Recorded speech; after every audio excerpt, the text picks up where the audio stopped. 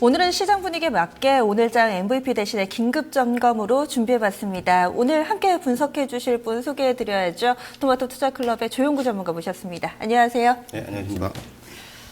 이 거래일인데 왜 이렇게 길게 느껴지는지 모르겠어요. 어떠세요? 주변의 분위기도 상당히 좀 침울할 것 같은데. 네, 오늘 분위기가 좋을 이유는 진짜 없고요. 뭐 농담조로 오늘 한강에 예약 티켓을 받고 가야 되겠다고 증권맨들이 다들 이구동성으로 이야기를 했는데, 구정 동안에 이제 쉬면서도 이 구정 연휴 동안에 이제 핸드폰을 놓지 않고 계속 실시간으로 이제 외환 시장이라든가 이 시장을 좀 관찰했던 사람들이 굉장히 많은 것 같습니다. 수요일 안에 뭔가 좀 해결되길 바랬는데 이게 해결이 또 안타깝게도 안 돼가지고 우리나라가 그 쉬는 동안에 받지 못했었던 그런 리스크가 목요일 오늘까지도 노출이 되면서 양시장 모두 급락을 했고요. 참 투자자들이 많이 힘든 그런 이제 이틀 동안의 증시였을 것 같습니다. 허 의원님도 이런 장세 상당히 오랜만에 보시죠? 예. 일본도 그렇고요. 우리나라도 코스닥 같은 경우는 이틀 만에 한 10% 급락이 나왔던 상황이라서 좀 이례적인 것 같아요. 네. 그렇죠. 그럼 지금부터 하나하나 좀 체크해 보겠습니다. 먼저 오늘 어떻게 움직였는지부터 체크해 보겠습니다. 먼저 코스피입니다. 코스피는 일단은 직전 저점 수준은 그러니까 연저점은 이탈을 한 상황 보여줬고요. 오늘 종가 전거래일 대비 1.41% 하락한 1835선에서 형성이 됐습니다. 오늘 종가 기준으로도 장중 기준으로도 모두 다 연저점 수준을 기록했고요. 특이사항이 있다면 코스닥 지수는 1년 내 최저치지만 코스피 지수는 그래도 지난 8월의 저점인 1800선 근처까지 내려가지는 않았다는 점 좀 확인해 볼 수가 있습니다. 물론 주요 이동평균선은 진작에 좀 이탈이 됐었고요. 그리고 하루의 변동 포인트는 40포인트였습니다. 이어서 코스닥 넘어가겠습니다. 오늘 또 이 시간에 집중 분석해 볼 시간이 바로 코스닥인데요. 코스닥이 장중에 594포인트까지 하락하는 모습 나타냈습니다. 굉장히 오랜만에 앞자리가 바뀌는 6에서 5로 바뀌는 상황을 여러분들이 좀 확인하셨고요. 이렇게 되면서 오늘 장중 기준으로는 딱 1년 전 지난 2015년 2월 수준 정도까지도 흐름이 나타났습니다. 하지만 그래도 600선 약간 위에서 오늘 종가가 형성됐고요. 지금 종가 기준으로도 직전 저점 그리고 지난 8월 달 저점 수준은 모두 다 이탈이 됐습니다. 그리고 코스닥은 오늘 하루 동안의 흐름 보시면은요. 장중에 이 변동성 완화 조치라고 할 수 있는 사이드카와 서킷 브레이커가 모두 발동됐는데요. 지금 아래쪽에 거의 장중 저점 수준입니다. 11시 55분 구간 8% 이상 급락하면서 594포인트에서 서킷 브레이커 발동됐고요. 이로 인해서 거래 20분간 일시 정지됐고 여기에서는 서서히 좀 반등 흐름을 보여줬던 하루였습니다. 그럼 이제부터 급락의 원인 좀 궁금해지는데요. 전문가님 좀 어떻게 보세요? 네, 이게 급락 이유를 설명하려다 보면은 또 오늘 방송 다 끝날 수도 있을 것 같은 그런 생각이 듭니다만 일단 원초적인 이유는 이제 이 유가 하락으로 인해 가지고 여러 가지 리스크들 그러니까 모든 예전에 과거 되돌려 보면 유가 $100 갔을 때 기분 좋게 올라갔던 적 없습니다. 사실 $100 넘어갔을 때도 위기라고 이야기를 했고 지금 이제 $20 이제 초반이 깨지느냐 마느냐 이런 얘기가 나오는 그런 과정이다 보니까 이것 역시도 위기라고 그러거든요. 모든 상품은 위로든 아래로든 급하게 변동을 하게 되면은 일방적으로 한쪽 방향으로 계속 일괄적으로 이제 움직이게 되다 보면은 분명히 리스크가 확대가 됩니다. 그 상품에 이제 투자한 그런 이제 각종 이제 파생 상품들 때문에 더욱더 그런데요. 이게 유가가 이제 내려가니까 처음에는 단순하게 세계 경제가 침체가 되는구나라는 그런 분석으로 시작을 해가지고 이 극단적인 방향으로 이제 계속 내려가니까 이 산유국들 입장에서는 디폴트 가능성이 또 생기는 거고요. 베네수엘라라든가 이런 브라질 같은 국가들 그리고 이제 또 한편으로는 그 관련돼 있는 상품들 파생 상품들에 대해서 또 은행권들의 부실이 이제 좀 이제 예고되는 그런 이제 부분이고요. 그리고 이제 일본에서도 어쨌거나 이제 금리 결정 통화 최근에 정책 결정이 있었는데.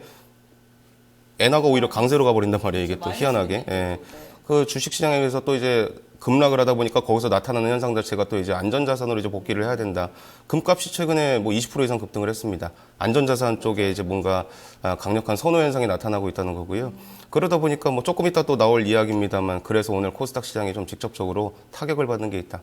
그리고 이제 개인 투자자들의 투자 비중이 높은 시장은 아무래도 거래소보다는 코스닥이거든요. 그렇기 때문에 어제하고 오늘 조금 직격탄을 맞은 그런 영향이 좀 있다라고 말씀을 드려야 될 것 같습니다. 네. 허 의원님은 좀 어떻게 보세요? 네. 일단 셀트리온 영향이 좀 코스닥 급락에는 있었던 것 같아요. 올해 지금 마우스가 자꾸 움직이네요. 올해 지금 연간으로 보면 52%가 급등이 나왔었어요. 이 종목 하나가. 그러니까 이게 사실은 혼자 너무 많이 오른 거죠. 여러 가지 뭐 재료가 있겠었습니다만, 뭐 그런 데 따른, 거기에 따라서 이제 좀 차익 매물을 이제 내놔야 될 시점을 저울질하고 있던 차에 나왔던 뭐 고밸류 업종의 글로벌하게 고밸류 업종들의 뭐 급락이라든지 뭐 일본 빠지면서 리스크 오프 나오기 때문에 이렇게 좀 위험한 자산들에 대해서는 팔자가 나왔었는데 또 오늘 또 뭐 우연찮게 또 일부 그 언론에서 뭐 그 미국 쪽에서 바이오젠 아이덱 삼성물산하고 이제 연결되어 있는 회사죠. 그쪽에서 뭐 소송권 얘기가 나오게 되면서 심리가 좀 안 좋아진 부분이 이쪽 시총이 거의 그래도 한 15% 정도는 되니까 전체로 바이오 제약이 뭐 많게는 20까지도 보던데 그래서 전체적으로 좀 많이 끌고 내려지 않았나 그렇게 좀 보고 있습니다. 그리고 그 밖에도 좀 여러 가지 수급적으로나 좀 이슈가 있었던 것 같아요. 뭐 신용 물량이 빠져나가면서 반대 매매 나오면서 뭐 악순환의 고리가 됐다라거나 뭐 그리고 뭐 환율이나 이런 부분도 좀 체크를 해봐야 될 것 같은데요. 여기에 대해서는 좀 어떻게 보세요? 일단 오늘 같은 경우 방금 말씀해 주신 대로 이 신용이 문제인데 작년에 그 폐장하기 전날 며칠 전 거래일 때 기억나시는지 모르겠습니다. 이게 세금 문제 때문에 주식을 줄이려는 사람들이 많았죠. 네, 그렇죠. 네. 그게 이제 직격탄을 맞은 게 사실 제약바이오 쪽입니다. 개인들의 이제 투자 비중이 아무래도 높거든요. 우리나라 기관 투자자들하고 외국인들 투자자들은 실질적으로 이 제약바이오 주식을 그렇게 많이 가지고 있지 않습니다. 만약에 우리나라에서 기관하고 외국인 투자자들이 제약바이오 쪽 주식을 많이 들고 있었다라고 한다면은 작년에 펀드 수익률이 굉장히 좋았을 거거든요. 근데 없습니다. 이제 개인이 오히려 조금 더 많아요. 그렇기 때문에 작년에 이제 세금 문제 때문에 또 이제 이 주식을 보유하고 있는 사람들이 주식을 시장에다 내다 팔고 1월 달에 이게 좀 다시 좀 복귀가 되는 과정이 나타났습니다만 이 리스크에 또 노출이 되다 보니까 또 개인들의 그런 자금들이 좀 이탈하는 그런 이제 현상들도 나타나고 이게 상한가 하한가 제한폭이 이제 30%로 확대가 되다 보니까 오늘 심리가 11시에서 12시로 넘어가는 과정에서 종목당 거의 10% 이상씩 빠지는 종목군들이 수두룩하게 나왔었거든요. 네. 만약에 어제 신용을 써서 들어간 사람들이 이게 오늘 당일날 해서 만약에 30%까지 하락을 해버리게 되면은 바로 월요일날 또 이제 반대 매물로 나갈 수가 있습니다. 그거에 대한 두려움과 공포 때문에 물량을 던진 사람들이 실질적으로 굉장히 많다 이거죠. 수급상으로 봤을 때 뭐 오늘 코스닥에서 이 셀트리온에 대한 매도가 많은 걸로 물론 집계가 되겠습니다만 셀트리온 외에 그 다른 업종의 종목군들을 보면은 실질적으로 기관들의 매수가 집계되는 종목이 많고요. 개인들이 이제 오히려 손절성 물량들이 나와가지고 하락하는 그런 이제 종목군들이 굉장히 많은 그런 하루라고 보시면 될 것 같습니다. 뭐 유가 그리고 경기 침체, 안전자산 선호 뭐 이런 부분은 다 맞물려 있는 거고 여기에다가 우리나라 특수적으로는 또 신용 물량 이 부분에 대해서 얘기를 해주셨는데 그럼 수급으로 좀 더 이어가 볼까요? 허 의원님 오늘 네. 좀 어느 쪽에서 집중적으로 좀 판 건가요? 네, 일단 뭐 좀 큰 거부터 좀 봐볼까요? 크게 좀 보면 연간으로 좀 먼저 볼게요. 오늘 먼저 볼까요? 오늘 당일부터. 오늘만 보시면 외국인이 거래소는 한 3천억 팔았어요. 3천억 팔았고 코스닥에서 한 770억 그리고 이제 뭐 개인은 이제 거래소는 한 1,900억 같이 팔았는데 코스닥은 1,151억 어제도 2천억대 매수했었는데 오늘 좀 많이 샀죠. 그리고 기관은 증권사가 사실 이 프로그램을 지금 한 3,200억 정도 넣었는데 증권사가 2,500억 샀어요. 그리고 코스닥에서는 한 600억 매수가 들어왔고요. 증권사 매수는 뭐 여러 가지 설들이 있습니다만 홍콩 H가 많이 빠지기 때문에 어떻게든 좀 방어하겠다는 심리들이 약간 있었던 것 같은데 사실 뭐로 비중을 몇 대 몇으로 웨이팅을 해서 걸어놨는지에 대해서는 그 상품을 그 산 사람 입장에서는 알 수 없게 돼 있나 보더라고요, 이 구조가. 그래서 이제 실제로 한국에서도 해지를 해야 되는 것인지에 대해서는 이제 의견들이 있습니다. 어쨌든 증권사가 홍콩 빠지면 많이 산다라는 부분들이 오늘 또 확인이 됐었는데요. 어쨌든 좀 많이 샀고요. 그리고 이번 주간으로 보면 이제 어제 오늘 이틀 동안인데 일단 뭐 개인은 코스닥에서 한 3,600억 매수가 됐습니다. 그리고 기관 쪽은 거래소에서 증권사가 3천억 사게 되면서 한 5천억 매수가 들었고요. 외국인은 거래소는 거의 5천억 매도, 코스닥에서 다 2천억 매도가 나왔습니다. 그리고 연간으로 봐서는 이게 좀 재미있는 것이요. 연간으로 보면 코스닥에서 개인이 1조 600억을 샀어요. 올해 지금 2달이 안 됐는데 뭐 구정 빼고 나면 한 달 정도 되겠죠. 거래일수로. 근데 거의 1조를 사놨고요. 이미 코스닥에서. 거래소에서 4천억 매수입니다. 반면에 외국인은 코스닥은 그냥 뭐 별로 한 200억 정도 매도하고 있어요. 연간으로는. 근데 거래소에서는 3조 한 3천억 매물을 내놓고 있고요. 기관 쪽은 코스닥에서 8,600억 매도, 그리고 거래소에서는 4조 3천억 샀는데 여기에 이제 그 보험사 저번에 삼성생명이 카드 지분 1조 5천억 가져온 거 뺀다고 그러면 한 2조 원 중후반대로 기관은 좀 거래소는 사고 있다. 여기서 이제 절반 정도가 투심 물량이었다. 1조 3천억 정도가 이렇게 볼 수 있겠고요. 또 특이점은 기타 법인이 자사주를 취득하는 것으로 나와 있는데도 불구하고 지금 뭐 순매수 분양으로 봐서는 아마 이게 삼성 카드 물량 때문에 잡혀서 이렇게 숏으로 잡히는 수 있는 것 같은데요. 거래소에서는 기타 법인이 1조 한 4천억 팔고 있고요. 코스닥에서도 한 1,700억 정도 매도가 나오고 있어요. 전체로 보면 개인이 올 들어서 가장 적극적으로 양시장에서 좀 매수를 하고 있다 이렇게 볼 수 있겠습니다. 수급에서 좀 궁금한 게 지금 오늘 코스닥이 좀 많이 빠진 게 이 개인 쪽에서의 신용 물량 반대매매 부분도 한몫을 했다 이렇게 얘기를 해주셨는데 지금 보니까요 외국 기관은 코스닥에서 쌍끌이 매도를 했는데 개인 쪽에서 1,000억 원 정도 산 걸로 돼 있거든요. 이 신용 물량은 개인 쪽으로 안 잡히나요? 맞지 않나요? 개인적으로 잡히는데 아까 이제 말씀드린 대로 지금 이제 셀트리온에서 매도가 많이 나온 거지 딴 쪽에는 그렇지가 않다 이겁니다. 이거는 그러니까 셀트리온이 어쨌거나 코스닥 1위 아닙니까?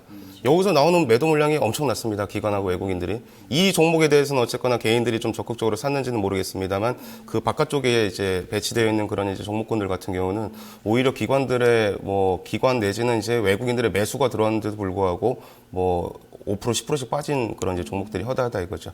셀트리온 중심으로 어쨌거나 이제 매도가 많았다 이거고요. 그 다른 쪽은 오히려 신용 반대 매도 물량이 나와가지고 개인들의 매도가 집계 되는 그런 종목군들이 좀 많은 걸로 파악을 했습니다. 이어서 업종으로 좀 넘어가 보겠습니다. 오늘 뭐 제약바이오가 급락했다는 건 두말할 것도 없는 것 같고요. 그 밖에도 좀 어떤 특징이 있었다고 볼 수 있을까요? 제가 오늘 확인한 특징은 방어주 격의 종목군들이 업종의 종목군들이 많이 좀 폭락을 했다는 점인데요. 실질적으로 장이 안 좋으면 우리가 방어주 개념으로 생각을 하는 게 뭐 농심이라든가 뭐 코웨이라든가 우리 필수 이제 생활용품들 그런 기업들은 보통 이제 선방을 좀 해야지만 좀 정상인데 뭐 개별적인 뭐 악재가 있었던 뭐 BGF 리테일 같은 경우는 뭐 골프장 그 악재 때문에 그런 거라고 합니다만 그 외에도 뭐 농심이라든가 뭐 삼립식품이라든가 오뚜기라든가 이런 기업들도 죄다 빠졌거든요. 그럼 실질적으로 오늘 선전한 기업이 사실 많지가 않습니다. 네, 물론 이게 이제 뭐 이 엔화 강세니 뭐니 해가지고 뭐 저유가도 이슈도 있고 해가지고 자동차 업종이라든가 이런 것들이 선방을 했는지 모르겠지만 이거는 매달 한 번씩 나타나는 현상들이었거든요. 사실 조금 올라오다가 다시 빠지고 올라오다가 빠지고 이게 반복적으로 악순환이 지금 지속되고 있는데 최근에 이제 오늘 같은 시장 상황을 봤을 때는 방어주조차도 맥을 추지 못하는 그런 지금 굉장히 좀 어려운 그런 장세였다는 거고요. 과거 이제 통계적으로 봤을 때 이 방어주들이 만약에 조금 이렇게 고점에서 떨어지는 그런 때가 되면은 반대로 이제 시장은 바닥을 찍고 올라오는 경우가 상당히 좀 많았습니다. 그렇기 때문에 바닥에 단기간에 바닥 조짐이 분명히 보이는 그런 하루가 아니었나 저는 그렇게 오늘 특징을 봤습니다. 전반적으로 좀 우르르 빠지니까 이 외에도 오늘 하락에 좀 더 의미를 둘 만한 특징적인 종목으로 좀 넘어가 볼게요. 먼저 전문가님부터 하락 종목 가운데서 좀 의미 있게 움직임 보셨던 종목 있으세요? 하락에 뭐 의미를 부여할 수는 없겠습니다만 사실 이 특징을 보면은 일단 오늘 제일 많이 빠진 건 일단 제약바이오잖아요. 그래서 굳이 한미약품을 이제 좀 말씀을 드리면은 한미약품 사실 실적이라든가 이 펀더멘털이라든가 이런 걸 가지고 사실 흠을 잡을 수는 없습니다. 근데 이제 분명한 거는 안전자산 쪽에 이제 자산이 몰리는 현상들이 나타나면서 밸류에이션이 높은 기업들, 그러니까 퍼밸류에이션이 뭐 30배, 40배 넘어가는 이런 기업들이 조금 이제 타격을 좀 받은 거고요. 요쪽 업종 대상으로 이제 그 기관 외국인들의 매도 물량이 좀 많이 나왔습니다. 물론 이제 기관 외국인들 매도 물량이 안 나왔는데도 하락한 그런 종목군들도 많이 있습니다만 일단 한미약품이 오늘 사실 한미약품이든 유한양행이든 이런 기업들이 아무래도 외국인들 매도 물량이 좀 직격탄을 맞은 그런 이제 상황이라고 볼 수가 있겠고요. 그리고 금융주도 사실 그렇습니다. 뭐 한국금융지주라든가 이런 기업들 보면은 한국금융지주뿐만이 아닙니다. 뭐 증권사들 오늘 다 사실 어려움을 겪었는데 이게 혹시 빅쇼트라는 영화를 혹시 보셨죠? 그거 보면은 문제는 딴 게 아닙니다. 만약에 두 번에서 내기를 했을 때 뭐 여기 어느 쪽이 내기에서 이길 것인지 어쨌거나 이제 배팅을 하는데 이길 것이다라고 했고 올라갈 것이다라고 배팅을 했고 내려갈 것이라고 배팅을 했단 말이에요. 근데 이 배팅한 사람들한테 또 배팅을 해요. 나는 상정앵커가 이길 것이다. 아니면 이제 해설위원님이 이길 것이다. 각종 연결되어 있는 파생 상품들이 굉장히 많습니다. 아까 해설위원님께서도 말씀하신 대로 이 포지션이라는 걸 우리가 지금 또 파악할 수는 없어요. 어떻게 이제 상품들이 지금 연결이 되어 있는지 굉장히 복잡합니다. 그러다 보니까 이 유가라는 게 한쪽 방향으로 일방적으로 계속 떨어지는 그런 과정들이 전개가 되다 보니까 유럽 쪽부터 시작을 해서 우리나라도 마찬가지고요. 홍콩 H지수 연계증권 ELS 그것도 그렇고. 그래서 이제 증권사들이라든가 금융 이 주들의 부실이 어느 정도 이제 추산이 안 된다라는 그런 이제 입장이기 때문에 이게 불안감이 좀 반영이 돼가지고 하락한 그런 이제 형태라고 보실 수가 있겠고요. 그리고 아까 이제 말씀드렸던 방어주들. 우리가 농담적으로 장이 안 좋고 경기가 안 좋으면은 이제 라면이나 먹고 살아야 되겠다 이야기를 하면서 농심 같은 종목을 봐야 된다라고 이야기를 합니다만 농심도 오늘 빠졌거든요. 방어주가 이렇게까지 급락을 했다는 거는 시장에 이제 바닥이 좀 임박을 했다라는 그런 이야기들을 사실 많이 합니다, 통계적으로. 그렇기 때문에 이렇게 뭐 방어주도 하락하고 금융주도 하락하고 뭐 제약바이오는 뭐 더할 나위 없었고요. 대체적으로 뭐 로엔 같은 기업도 제가 오늘 특징으로 좀 봤는데 로엔도 오늘 장중에 괜히 많이 빠지더라고요. 만약에 지금 장이 안 좋고 경기가 안 좋다고 해서 이 스마트폰으로 우리가 결제를 해서 자동 결제로 이제 보고 있는 음원 스트리밍 서비스를 해지하거나 그러지는 않을 거거든요. 네, 그렇기 때문에 이런 참 시장 상황이 참 극단적으로 비관적으로 지금 흘러가고 있구나 이렇게 좀 봐야 되겠습니다. 허 의원님 눈에 띄는 종목은 어떤 건가요? 네, 일단 뭐 하락을 주도했던 업종은 저도 비슷한데요. 그 주가로 보면 작년 7, 8월 달하고 똑같아요. 네. 그러니까 그때까지 랠리를 주도했던 쪽들이 그때 8월 달에 위안화 쇼크로 코스닥이 오늘 보니까 그때 8월 한 주간에 거의 15%인가요? 그 주간이 있었더라고요. 잠깐 다시 한번 볼게요. 주간으로 봤을 때 가장 많이 빠졌던 주간이 8월 21일 날 끝나게 되는 그 주간이에요. 그날 그 주간 한 주 동안 15.9%, 종가는 14%가 폭락한 주가 있었더라고요. 월간도 아니고 주간으로요. 근데 저때 아마 빠졌던 종목들이 오늘이랑 비교해 보면 다 유사할 것 같아요. 오늘도 지금 주간인데 이틀간 10%나 빠졌기 때문에 그때랑 보면 낙폭 강도로 봐서는 훨씬 세다라고 보겠고요. 종목은 뭐 굳이 뽑자면 다 바이오, 제약, 화장품, 음식료 내 대표주이고요. 그 대표성은 어제도 말씀드렸지만 CJ 저는 계속 좀 CJ 오늘 많이 밀렸나요? 다른 종목들이 워낙에 많이 밀려가지고요. 8% 밀렸다가 많이 들어올려서 아랫골이 끝은 났죠. 달았네요. 근데 유사한 패턴이죠. 근데 어쨌든 이런 종목들이 대표성을 띠고 있는 종목들이 같이 빠지는 걸로 봐서는 네. 내수 소비 성장군이 안 되고 있다. 이런 부분은 또 그 생각을 해봤어요. 종목으로 봤을 때 시장에서 내용들을 보니까 저는 이제 예탁금이나 뭐 CMA 자금 유출입도 계속 일간 단위로 플로우들을 점검을 하고 있는데 시중에 증시 주변 자금이 변화가 거의 없어요. CMA에 50개 있고요. 그리고 이제 고객 예탁금이 한 20개가 있는데 조 단위로 봤을 때 계속 그 정도입니다. 20조, 50조. 그 둘이만 그냥 왔다 갔다 하고 있어요. 그러니까 어쩔 때는 이제 CMA에서 한 2조 원 빠져나가서 예탁금을 채워놨다. 그때는 대부분 이제 뭐 공모주 청약하거나 이렇게 잠깐 하고 그럼 다시 CMA로 돌아와 버려요. 그러니까 이게 예를 들어서 우리끼리 하는 표현으로 뭐 선수들은 다 입장에 있고요. 돈이 더 이상 안 들어와요. 주식시장에. 그러니까 그 말은 제한된 자금이기 때문에 오늘처럼 자동차가 올라가면 다른 게 빠지고. 그렇죠. 사이즈가 자동차는 훨씬 크죠. 시가총액으로 봤을 때. 그러니까 사실은 자동차가 저렇게 현대차나 기아차나 저런 것들이 한 4, 5% 올라가는 것에 비해서는 제약주가 한 10% 빠지면 많이 빠져 보이는 것 같은데 시총 사이즈로 봐서는 비슷하거나 뭐 제약주가 덜 빠졌을 수도 있는 거죠. 뭐 그런 생각을 해봤습니다. 네. 지금 그동안에 사실 조영구 전문가님 같은 경우는 성장 매력이 있는 섹터로 바이오테크를 주로 꼽아주셨는데 오늘 또 많이 밀려나서 걱정들이 좀 많으실 것 같아요. 뷰에 있어서 약간의 좀 변화는 있으신가요? 뭐 작년 이 무렵에 MVP 그 방송하면서도 똑같은 말씀을 드렸던 것 같습니다. 많이 빠진 게 많이 올라와요, 결국에는. 안 빠졌던 거는 잘 안 올라옵니다. 매번 그래요. 근데 이제 사실 공포 분위기는 사실 조성이 되어 있기 때문에 심리적으로 불안하실 수가 있겠습니다만 대한민국에서 제가 늘 말씀드리는 게 과연 대한민국에서 어떤 업종이 주도적으로 성장을 할 수 있겠는가. 작년에 이제 실적 발표한 그런 이제 우리나라의 산업군들을 봤을 때도 사실 1조 이야기 제일 많이 나온 그 업종이 사실상 아시겠습니다만 이제 제약 쪽이에요. 매출 이제 최대를 갱신했다라는 내용들. 하지만 뭐 삼성전자를 비롯해서 뭐 전기전자 업종이라든가 자동차라든가 아무래도 경쟁력이 좀 많이 위축되어 있고 이제 신제품들이 뭔가 좀 혁신적인 제품들이 나와줘야 되는데 그게 없다 보니까 아직 좀 부진하다 이거죠. 그리고 뭐 두산중공업이라든가 각종 이제 조선기업들 같은 경우 대규모 이제 손실을 기록을 하게 됐고요.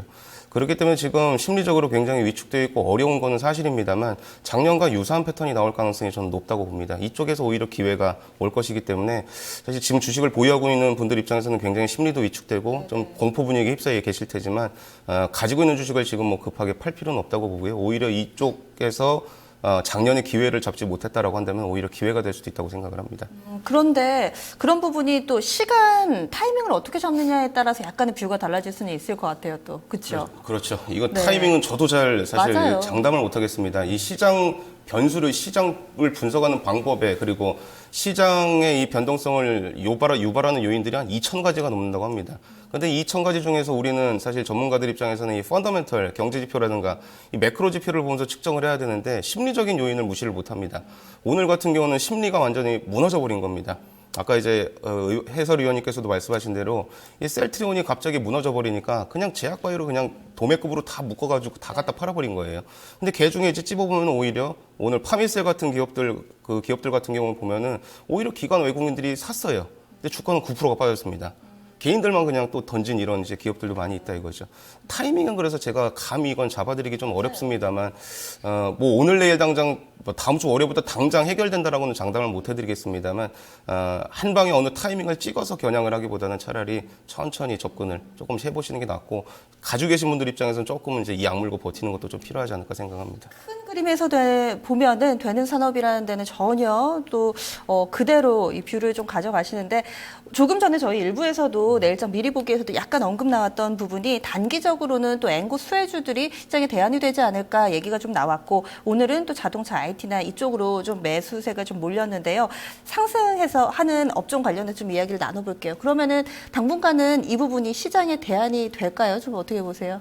대안은 단기간에 대안은 될 수 있다고 생각을 합니다. 예. 네. 오늘 이제 특징적으로 보니까 이제 대우 인터내셔널 같은 기업들이 뭐 13% 급등을 했더라고요. 그래서 왜 이렇게 많이 오를까 해서 이제 한번 파악을 해보니까 지금 이제 CME 그룹에서 제공하는 그 유가 선물을 우리가 실시간으로 볼 수가 있습니다. 보니까 뭐 선물 같은 경우는 유가가 거의 한 4% 5% 정도 이게 급등을 하고 있더라고요. 네. 거기다가 이제 대우 인터내셔널 같은 경우는 뭐 미얀마 가스전이 추가적으로 뭐 확인이 됐다 뭐 이런 내용도 있습니다만 유가가 떨어지는 과정에서 미얀마 가스전 추가적으로 발견됐다고 해봐야 사실 효과가 없거든요. 근데 유가가 이제 급등하는 그런 현상이 나타나다 보니까 뭐 이제 대우 인터내셔널 같은 기업이 정말 많이 빠졌거든요. 과거에 이제 월봉 기준상으로 보니까 진짜 4만 원에서 뭐 만 원대 초반선까지 빠졌으니 어마어마하게 많이 빠졌거든요. 그렇기 때문에 약간 기술적 반등이 좀 세게 나오는 이런 과정이라고 생각을 하고 네. 이런 이제 반등들은 유가가 만약에 좀 여기서 바닥을 잡고 올라오면은 네. 좀 더 연장은 될 수 있겠으나 이게 바닥을 찍고 어떻게 또 올라올지 모릅니다, 사실. 저번에 불과 한 4주 전 정도에 이제 MVP 방송에서도 말씀드렸던 게 유가가 반등이 나올 때 이게 끝이 아니라고 말씀드렸거든요. 다시 하락할 수도 있다. 그래서 조심해야 된다 계속 말씀드렸는데 이 오페크에서도 무슨 감사는 회의 하느니 마느니 하면서 아직까지 계속 딜레이 되고 있거든요. 이제 이런 종목들이 이 단기간에는 기회가 될 수 있을지 모르겠지만 역시 조금 연속성이 좀 떨어질 수도 있다. 허영님은 좀 의견 어떠세요? 네. 자동차 말씀하시는 거죠? 네, 그쪽이나 엔고, 뭐 네, 오늘 엔고. 상대적으로 강했던지. 네, 자동차가 셌으니까 자동차 말씀드리면 네네. 자동차는 글쎄요 일단 뭐 내수 진작 차원에서 네. 경기 부양 폈던 거 뭐 개소세 30% 6월까지 한시 뭐 인하 연장 뭐 이 이슈도 좀 있었고요. 그리고 오늘 나온 거는 일본이 워낙에 좀 안 좋았었기 때문에 일본이 뭐 중공업주나 조선주나 자동차 그러니까 오늘 우리 올랐던 종목 중에 대부분은 일본이 아주 그냥 말 그대로 아작이 났어요. 그쪽에서 아주 폭락이 나왔는데요. 뭐 이런 상황이기 때문에 반사 이익을 봤다고 볼 수도 있고요. 환율 부분도 뭐 분명히 호재성 재료인 건 맞는 것 같아요. 2008년 가을 겨울부터 2009년 3, 4월까지 시즌을 보면 주가가 거의 더블이 났거든요. 그때 보면 이제 엔화가 지금처럼 움직였던 그런 시즌이거든요. 그래서 그런 부분들을 인정은 해야 될 것 같고요. 다만 이제 외국인 수급을 봤을 때는 기관 쪽에서 오늘 많이 산 것으로 제가 잠깐 파악을 했는데 외국인들은 또 아주 뭐 강력하게 사지는 않아요. 그러니까 실제로는 기관 쪽에서 트레이딩만 하는 정도이지 외국인이 그런 거 보고 뭐 아주 많이 산다 이 정도까지는 아닌 것 같아서 뭐 그런 부분까지 염두에 두셔야 되겠고 PBR이나 이런 거 봐서는 일부 종목은 더 올라가기 힘든 위치까지 좀 와 있는 것 같기도 하고요. 나머지 종목들 PBR이 0.5, 6 정도 구간에 있는 쪽들은 좀 더 뭐 보여줄 수도 있을 것 같습니다. 코스닥에서 대부분의 업종이 좀 하락하는 가운데서도 IT는 약간은 좀 매기가 살아있는 모습인데 이 부분도 일본 쪽의 반사익 이렇게 해석해도 되는 건가요? OLED 쪽은 주가가 많이 빠졌던 상황에서 아직 그 매기가 살아있는 게 확인됐던 부분이 오늘 뭐 테라세미콘하고 또 AP 시스템 같은 경우가 바닥에서 거의 10%씩 끌어올렸어요. 그리고 양봉 만들면서 이제 종가는 아마 플러스로 마감된 것으로 아까 보여지는데. 예. 테라세미콘은 약보합이고요. 아, 그래요? 네. 약보합인가요? 네, 그래도 아랫꼬리 상당히 좀 길게 달았습니다. 그리고 AP 시스템이 1% 정도 올랐네요. 네, 모양은 그러면 AP가 좀 더 낫네요. 일단 양봉을 만들어 놨으니까. 네. 어쨌든 저렇게 해놨기 때문에 일단 오늘 저렇게 긴 꼬리를 달았다는 부분들은 네. 좀 주도력을 좀 확인하고 있는 섹터군이다라고 보실 수 있을 것 같아요. 이건 일본하고 경합 이런 거 떠나서 그냥 증설 관련 모멘텀으로 보는 게 맞는 것 같습니다. 그러면은 이제 여러 가지 문제점들에 대해서 진단을 해봤는데 이 악수산의 고리를 좀 끊어내야 될 것 같아요. 어떤 부분이 좀 끊어낼 수 있는 기대 요인이 있을까요? 글쎄, 뭘 기대를 해가지고 우리가 지금 이 비비화되는지는 잘 모르겠습니다만, 분명한 거는 유가의 일단 하락이 좀 진정되는 게 제일 급선무일 것 같고요. 뭐 시발점이 다 유가였습니다. 유가 하락하면서 별의별 이제 문제들이 다 발생을 한 건데, 아니면은 제가 봤을 때 제일 좀 효율적인 거는 유가가 하락을 해도 시장이 동조하지 않는 거. 이 유가 하락에 이제 둔감해지는, 그게 사실상 제일 좀 바람직한 그런 방향이라고 보고요. 국제유가 하락이 끝났다고는 저는 말씀드린 적이 없습니다. 이 방송 나와서도 지난번 이제 반등 때도 이게 여기서 끝나지 않았다라고 말씀드렸는데, 분명히 뭐 베네수엘라 같은 그런 국가들은 분명히 어려움을 지금 처하고 있고 앞으로도 더 어려울 거고요. 네. 그리고 이제 이 원유 생산 국가에 또 소속되어 있는 업종군들, 에너지 업종군들이라든가 몇 개 업종은 이 에너지 업종에 소속되어 있는 약간 중소형 기업들 같은 경우는 도산할 수도 있습니다. 그래서 엑슨모빌 같은 기업은 이제 현금을 300조를 지금 보유하고 있는 상황에서 망하는 걸 오히려 기다리고 있다라는 그런 이제 이야기도 있거든요. 왜냐면 이제 망하면 사들이면 되니까요.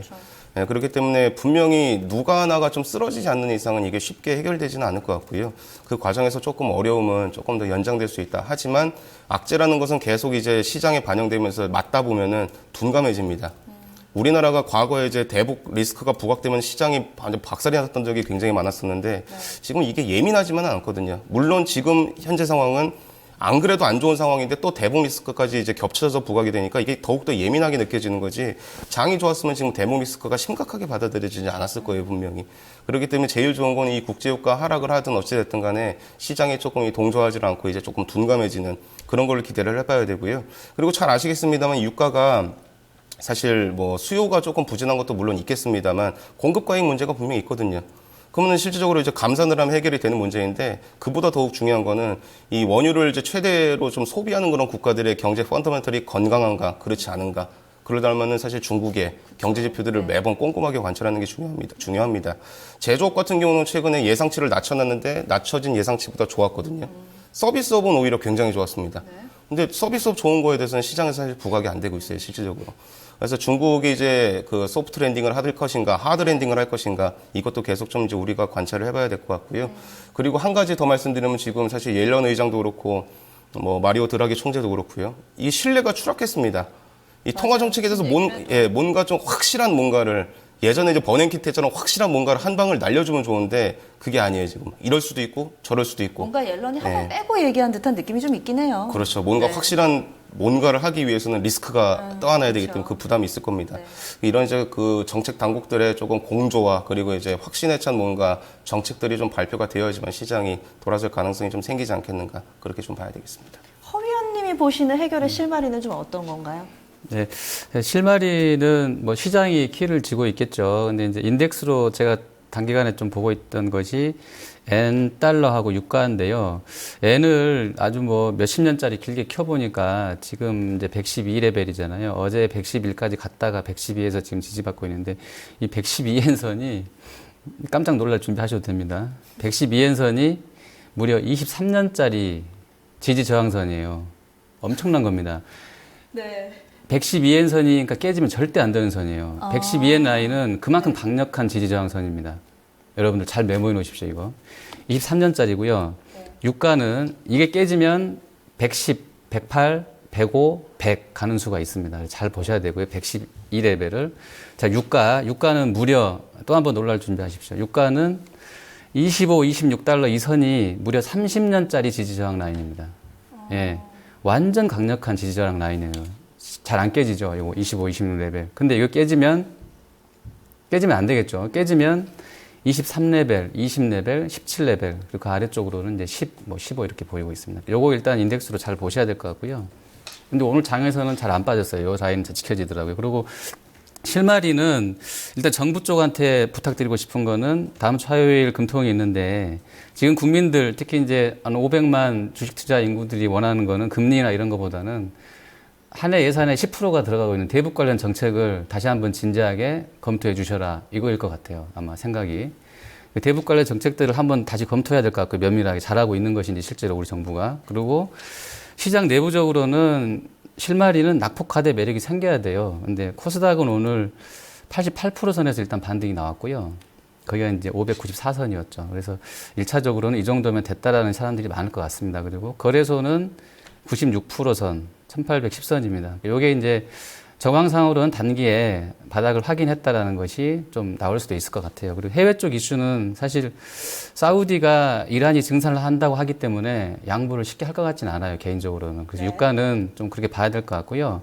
N 쪽은 우리가 뭐 어떻게 할 수 없는데 N은 사실은 글로벌하게 그냥 리스크 오프냐 온이냐 그거 그냥 통화로 돼 있기 때문에 우리가 어떻게 할 수 없는 부분이 있고요. 중국은 H가 이번 주에 7% 빠지면서 일단 우리 장이 좀 반영을 했기 때문에 다음 주에 중국 본토가 열려도 큰 충격을 줄 것인지에 대해서는 좀 봐야 되겠는데 단기로는 다 반영이 된 것 같고요. 중장기로는 중국은 아직도 좀 변수다 이렇게 좀 볼 수 있을 것 같습니다. 네, 점검해야 될 게 정말 많네요. 이번 한 주 어려운 또 증시 분위기가 지나가고 나서 이제 다음 주 투자자들 상당히 좀 많이 어깨도 축 처져 계시고 어떻게 해야 될지 망연자실할 텐데 좀 어떻게 하자 위로의 말씀이라든지 뭐 조언 이렇게 한마디만 해주신다면요.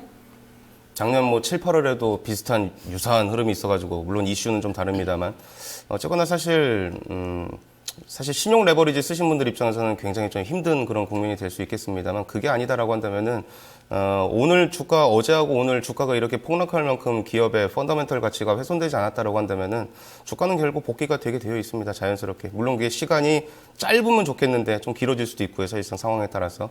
그렇기 때문에 주식을 보유하고 계신 분들은 이제 레버리지는 과도한 레버리지는 경계를 좀 해주시고 만약에 이제 뭐 ETF라든가 이런 걸로 해지를 조금 해두셔도 조금 안정이 되지 않을까라는 생각을 하는데 어쨌거나 이 많은 진짜 수많은 문제들이 해결이 되기 위해서는 시간이 좀 필요하다라는 점이고요.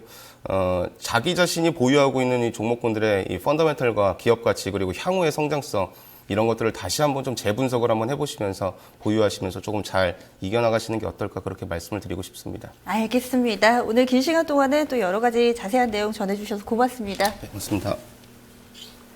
오늘 이렇게 마지막 30분 긴급 점검으로 꾸며봤습니다. 물론 이 시간에 딱히 이렇게 이렇다 할 결론을 내드리지는 못하지만요. 그래도 또 시장에서 돌아가는 중요한 사항들 짚어보면서 다음 주를 준비하는 시간 좀 도움이 되셨으면 좋겠습니다.